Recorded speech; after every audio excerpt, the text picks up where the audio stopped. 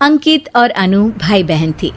माँ बाप के देहांत के बाद बड़ी बहन अनु ने दिन रात मेहनत करके अंकित की देखरेख की और उसे पढ़ा लिखा कर पैरों पर खड़ा किया था। दोनों भाई बहन खुशी खुशी रह रहे थे। एक दिन, दीदी मुझे जॉब मिल गई है। अरे वाह भैया, तेरी मेहनत सफल हुई। मेरी मेहनत नहीं दीदी, आपकी मेहनत। अगर पापा के निधन के बाद मेरी जिम्मेदारी आप न उठाती तो ये सब नहीं हो पाता। मेरी सफलता सिर्फ आपके बलिदान की वजह से है दीदी। कुछ महीनों बाद अंकित की शादी सीमा से हुई। सीमा बड़ी ही चालाकी से अनु से मीठा मीठा बोलकर घर का सारा काम करवा लेती थी और खुद अंकित के साथ घुमा फिरा करती थी। वैसे तो वो सिर्फ खाना बनाने का काम ही घर में करती थी, लेकिन अब उसे उससे भी छुटकारा चाहिए था। इसीलिए एक दिन, दीदी मेरे हाथ का खाना अंकित को पसंद नहीं आता, क्या आप खाना बना दोगी प्लीज? अरे हाँ हाँ, ये भी कोई कहने की बात है, जरूर।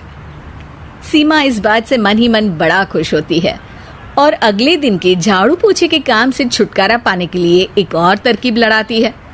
हॉल में जोर जोर से कराहने लगती है। उसके कराहने की आवाज सुनकर अनु हॉल में भागती हुई आती है। क्या हुआ सीमा? दीदी लगता है मेरी कमर अकड़ गई है।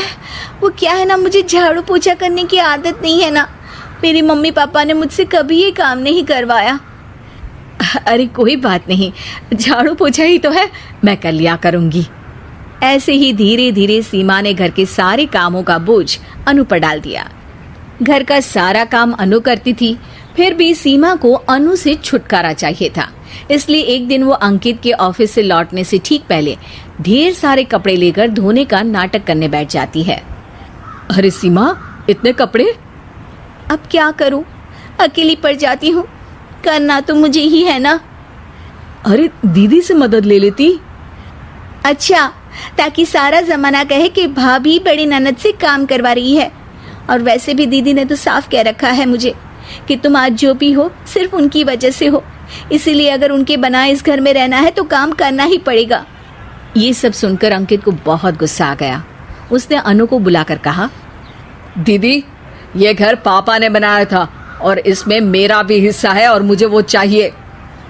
ये सुनकर अनु को बुरा तो लगता है, मगर वो दूसरे ही दिन घर का बंटवारा करने के लिए वकील के पास चली जाती है। वहां से लौटते हुए अनु का एक्सीडेंट हो जाता है, जिससे वो दोनों पैरों से अपंग हो जाती है। अब मजबूरन उसकी पूरी देखरेख सीमा को करनी पड़ती है। एक दिन सारे कामों से थक कर सीमा अंकित से कहती है, अजी सुनते हो, अब मुझसे तुम्हारी ये बहन की सेवा ना होगी। अगर कल तक तुम इसका बंदोबस्त नहीं करते तो मैं घर छोड़कर चली जाऊंगी। अरे ये कैसी बातें कर रही हो? इस हालत में वो कहाँ जाएंगी? मैं कुछ नहीं जानती, बस कल ये इस घर में मुझे दिखनी नहीं चाहिए। अंकित अपनी बीवी की जिद के आगे हार मान लेता है और अनु को शेल्टर होम में छोड़ आता है। 3 महीने बाद, अजी सुनते हो, ये आपके लिए एक पार्सल आया है, ये लीजिए। अरे इसमें तो घड़ी है और एक चिट्ठी भी है। दिखाइए तो। अरे वाह, बड़ी ही सुंदर घड़ी है, लेकिन ये आपको भेजी किसने? पता नहीं, शायद चिट्ठी में कुछ लिखा हो। आशा करती हूँ ये घड़ी तुम्हें पसंद आएगी। रक्षाबंधन की बहुत शुभकामनाएं, तुम्हारी दीदी अनु। चिट्ठी पढ़कर अंकित की आंखें भर आती है। मैं दीदी को लेने जा रहा हूँ सीमा। अरे घड़ी भेज तो दी उन्होंने, अब क्यों जाना उनके पास?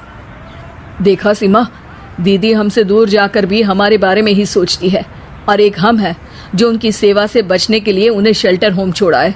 तुम्हारी बातों में आकर मुझसे ये क्या पाप हो गया? मैं जा रहा हूँ दीदी को लेने, और जब मैं वापस आऊं तो तुम मुझे हमारे घर में मत दिखना। इतना कहकर अंकित अनु को लेने निकल जाता है। वहां पहुंचकर, दीदी मुझे माफ कर दो, मैं तुम्हें लेने आया हूँ। भाई आज तो राखी है, आज तो मैं मना कर भी नहीं सकती। दोनों घर पहुंचते हैं। अरे सीमा, तुम अभी तक यहीं हो? निकल जाओ इस घर से। अरे वाह अंकित, फिर वही गलती कर रहे हो तुम। सीमा, तुम कहीं नहीं जाओगी। दीदी मुझे माफ कर दो, मुझसे गलती हो गई। सीमा, आज ये समय माफी मांगने का नहीं है, राखी की तैयारी करने का है। चलो तैयार हो जाओ, तुम्हारे भैया के घर भी तो जाना है ना। ये सुन सीमा अनु के गले लग जाती है।